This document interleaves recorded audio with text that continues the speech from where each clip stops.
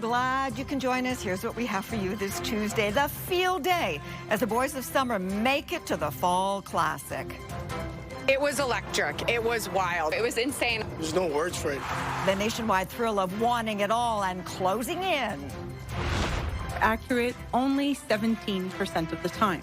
What a taxing audit uncovered about bad advice from the CRA. This is absolutely endgame for Prince Andrew, 100%. Plus, the royal ripple effect of a disturbing new memoir.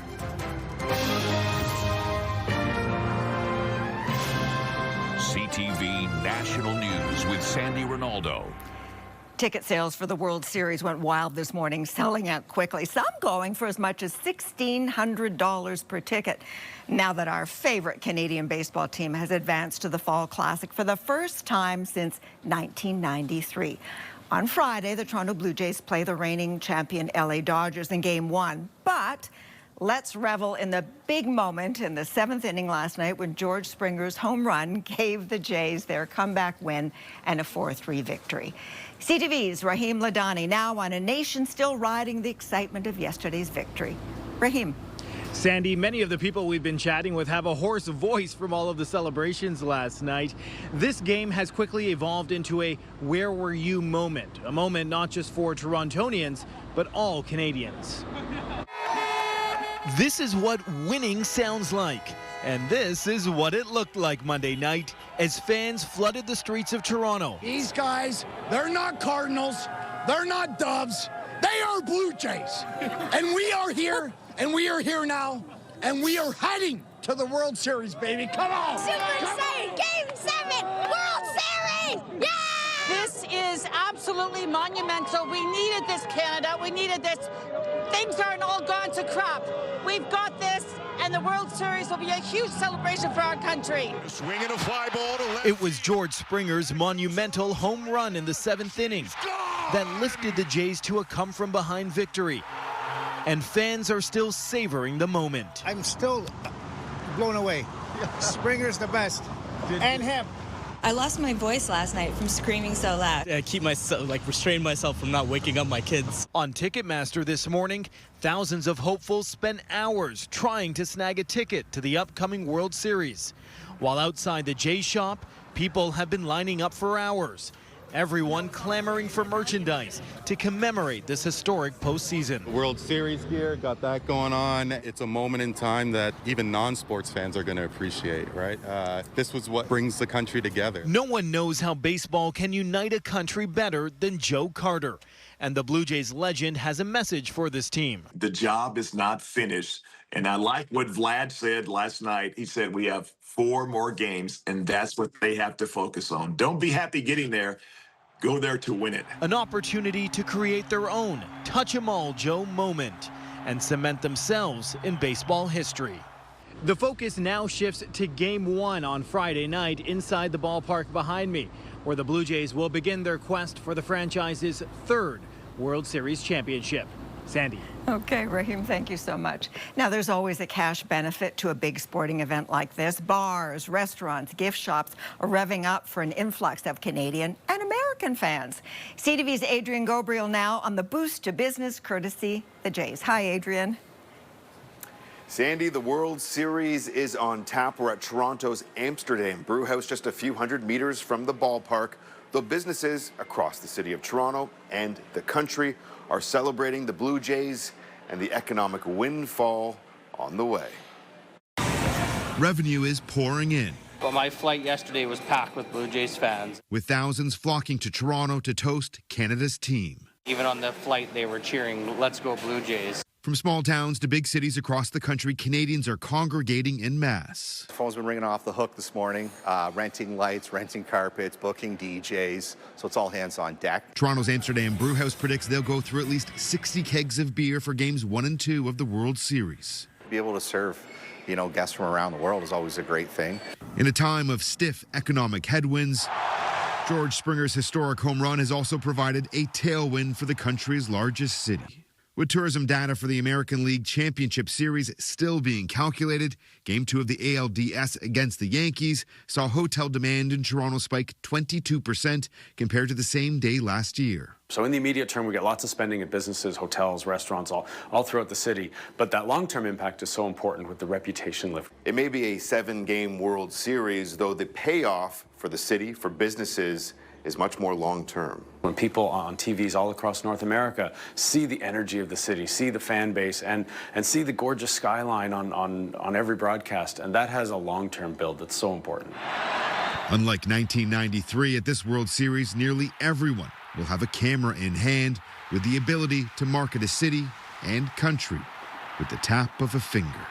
October and November are traditionally slower months for the food, beverage, and hospitality sectors, though businesses we've spoken with across the country say they're putting their best foot forward as they step into the batter's box, eager to hit a home run. Okay. Sandy. All right, Adrian, thank you. Well, analysts say inflation doesn't appear to be a major concern for policymakers, despite new numbers out today showing the increase in the price of goods and services is accelerating faster than expected. The Consumer Price Index rose 2.4%. That's up 0.5 percentage point from the month before. Gas prices and the cost of food were both factors on the increase, which could affect whether the Bank of Canada makes an interest rate cut next week. So inflation numbers are up primarily because of rising food prices. We wanted to know which staples are affected and why. We asked CTV's Kathy Lee to check it out for us. Okay, Kathy, what did you learn?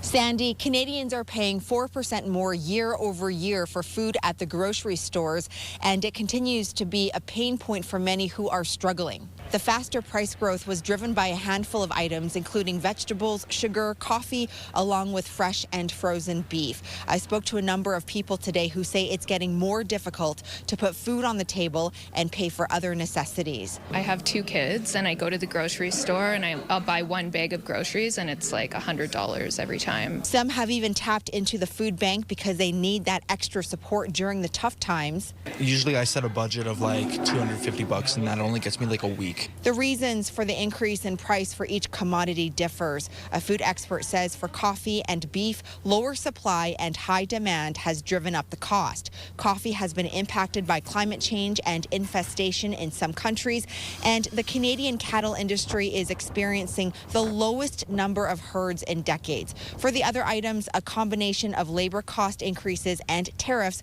are contributing factors. There are no retaliatory tariffs in Canada anymore. There were. And some of those costs that you're experiencing in the current StatsCan had been impacted by retaliatory tariffs that the Canadian government had put in place. Experts say the lingering effects of the retaliatory tariffs will eventually subside and ease food price inflation in the near future. Sandy. All right, CTV's Kathy Lee.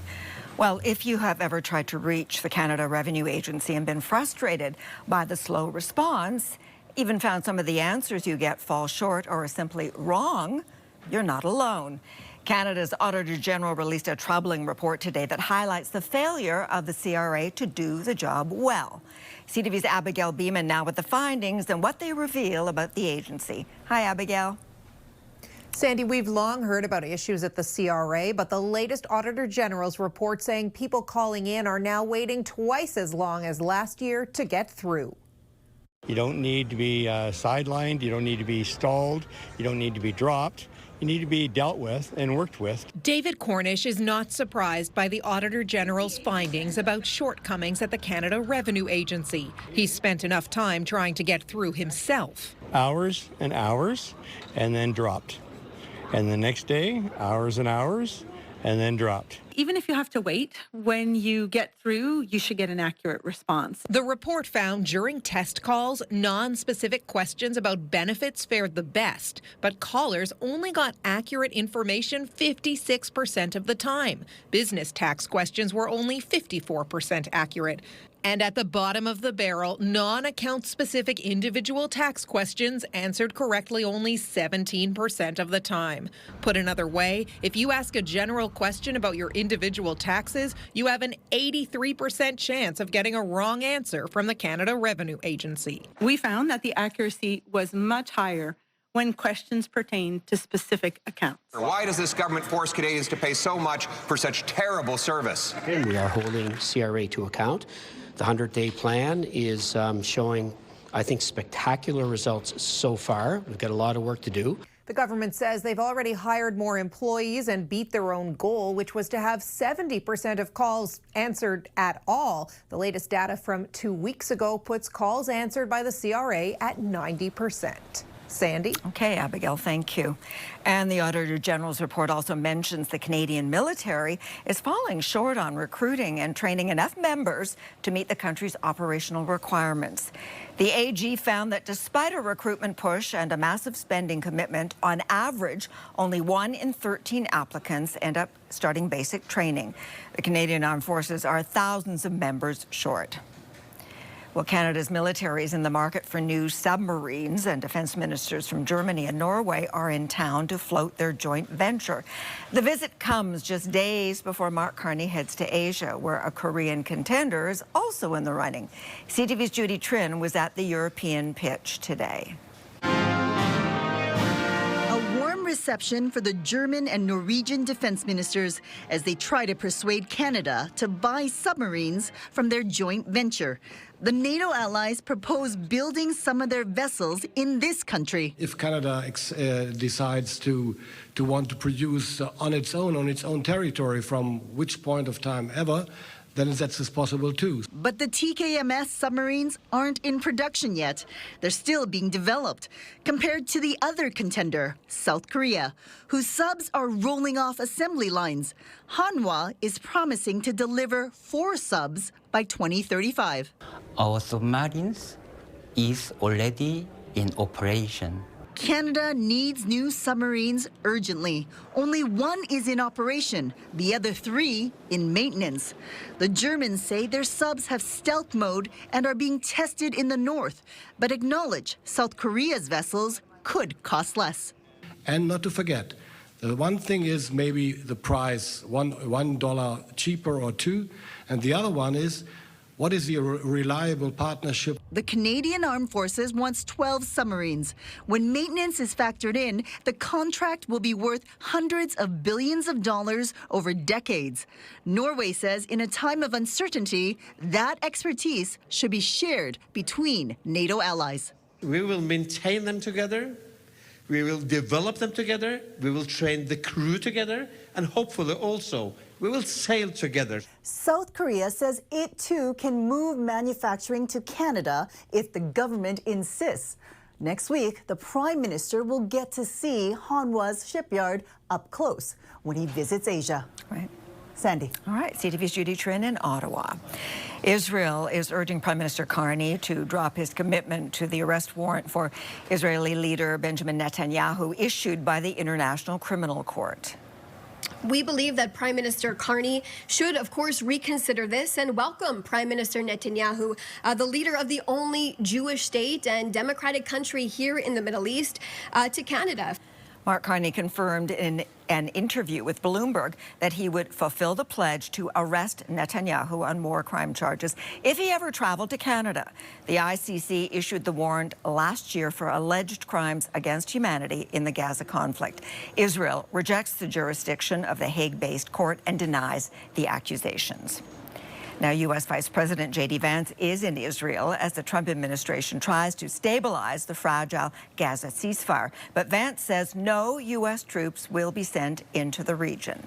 To rebuild Gaza, to implement a long-term peace, and to actually ensure that you have security forces on the ground in Gaza, not composed of Americans. Vance arrived this morning. He met with top White House envoys Steve Witkoff and Donald Trump's son-in-law Jared Kushner to discuss the next phase of the ceasefire plan. Israeli forces today received the remains of 2 more hostages. 13 are still unaccounted for. Still ahead, a disturbing new chapter in the Jeffrey Epstein saga. What the release of a shocking new memoir means for Prince Andrew. Plus, day 1 behind bars for a former president.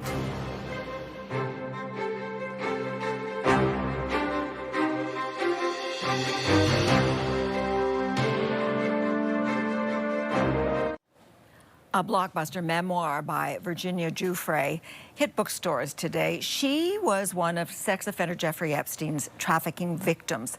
The book is called Nobody's Girl, and it recounts in harrowing detail the physical and mental abuse she suffered as a teenager at the hands of several men, including Prince Andrew. Giuffre took her life earlier this year. CTV's Washington Bureau Chief Joy Malbon now on the shockwaves the book is sending. Joy. Prince Andrew may have been stripped of his official titles, including Duke of York, over his ties to Jeffrey Epstein, but it may not be enough, Sandy. The outrage over Prince Andrew's links to convicted sex offender Jeffrey Epstein isn't going away.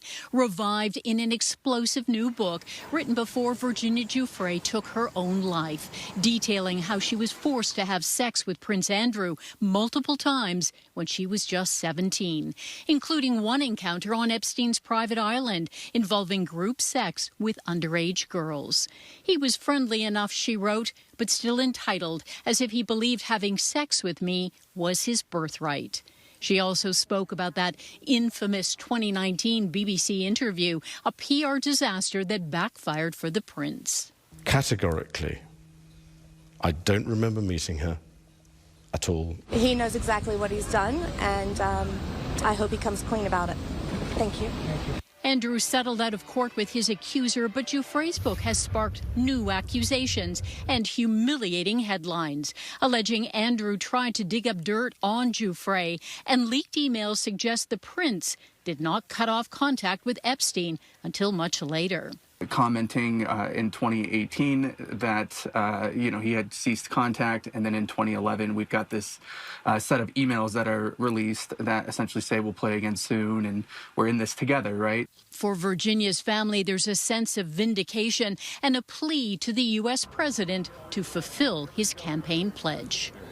This is one of the biggest cases of corruption, and we're asking you to do the right thing.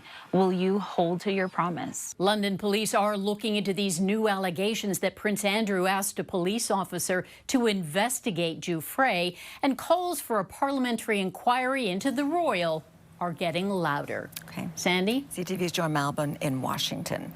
Japan's parliament has elected that country's first female prime minister. 64-year-old Sanae Takaishi won a clear majority in an election that marks a hard turn to the right for Japan on immigration and social issues. Prime Minister Mark Carney congratulated his new counterpart, stating he looks forward to working with Takaichi to elevate cooperation across key sectors. Well, former French President Nicolas Sarkozy has begun his 5-year prison sentence. The 70-year-old was cheered by a crowd of supporters and embraced by his wife before departing for prison. The former leader was found guilty of conspiring to fund his 2007 election campaign with money from the late Libyan dictator Muammar Gaddafi. Sarkozy has denied any wrongdoing, and he is appealing the ruling. And eyewitness footage captured a deadly tornado ripping through a community north of Paris. The twister left one person dead and multiple people injured. The footage shows cranes toppling as the tornado ripped through town. France's Interior Ministry described the storm as sudden with a rare intensity.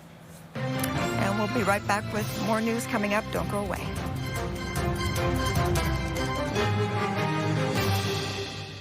More bad news for the Canadian auto sector today, this time coming from General Motors.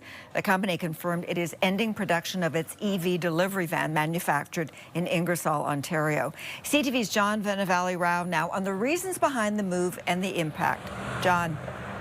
Sandy, this comes as yet another blow to auto workers in Ontario. Connie Mullum has worked at the GM Cami plant in Ingersoll for almost a decade, but we met with her as she put together a quilt at home rather than assembling vehicles. Mullum was indefinitely laid off in February and now devastated to hear the electric van she hoped to go back to building is being scrapped. This is heartbreaking. Mullum and her husband have 2 adult sons living at home, and she fears she may never work at the plant again, worried about the tough financial decisions they'll have to make as a family. I think that's the part that's stressing us both out more, is like, okay, what are we going to do? What's next? Where can we cut more corners? General Motors delivering the news to workers this morning that it's ending production of its Bright Drop electric delivery vans. When they were launched in 2021, they were heralded as being part of GM's all-electric future. The provincial and federal governments invested millions to make it happen. But sales of the vans flopped, and GM says it simply couldn't afford to make vehicles that aren't selling. The market hasn't developed to the levels that we expected.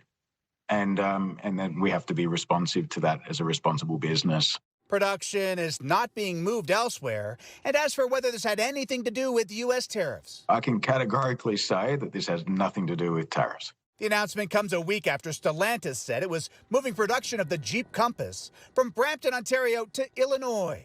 GM noting it's still got production happening in St. Catharines and Oshawa and says it has no plans to close the Ingersoll plant. Instead, it says it's working to find another vehicle. They are looking for another product to fill the void, and as of right now, that's as much as we know. Meanwhile, both the federal and provincial governments say they are working with GM to try and save the 1,200 jobs here. Sandy. John in Ingersoll, Ontario. Thank you, John. After the break, catching up with a throwback, rewinding the decades and reflecting on the last Jays mania.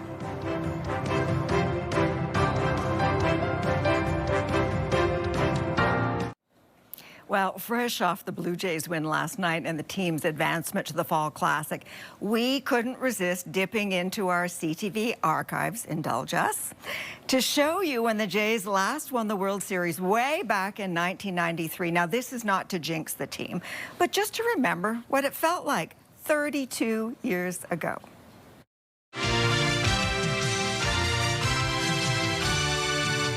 CTV News with Sandy Ronaldo. Good evening. Last year they won it for Canada. This year they won it in Canada. Once again, the Toronto Blue Jays are the World Series champions. Blue Jays win it! The Blue Jays are World Series champions! They came from behind to beat the Philadelphia Phillies tonight in Toronto and took the series 4-2. The Blue Jays are the first team to win baseball's big prize 2 years in a row since the New York Yankees of the 1970s. And they're the first to wrap it up with a game played outside the United States. And the Blue Jays have repeated as World Series champions. Touch them all, Joe. Fast forward 2025, fingers crossed, as we always do. That is it for us this Tuesday. I'm Sandy Ronaldo. It's all up to the Blue Jays now. We'll see you tomorrow, we hope. Bye for now.